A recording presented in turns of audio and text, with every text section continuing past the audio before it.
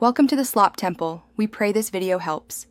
You start by confirming ownership or written permission. This avoids legal risk and sets a clear path. Once done, locate original project files, PSD or native video projects, because restoring or re-exporting from the source is the cleanest solution. Make sure to note where the watermark was applied and the export settings used so you can replicate quality. If you do not have permission, stop and contact the content owner. Asking first often solves the problem quickly and legitimately. You should next work within the native project to remove the watermark layer or effect, which preserves quality and avoids editing artifacts.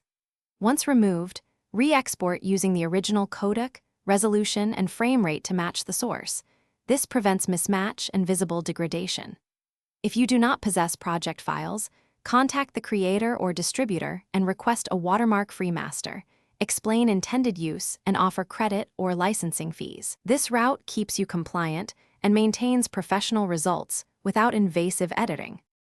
Finally, secure a written license if you plan commercial use. Permissions remove risk and let you publish confidently.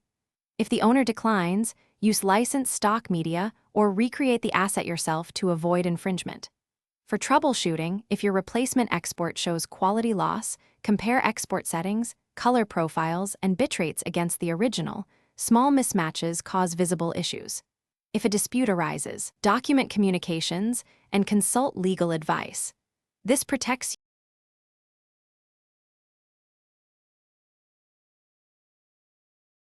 Thanks for watching. Consider subscribing if we helped you.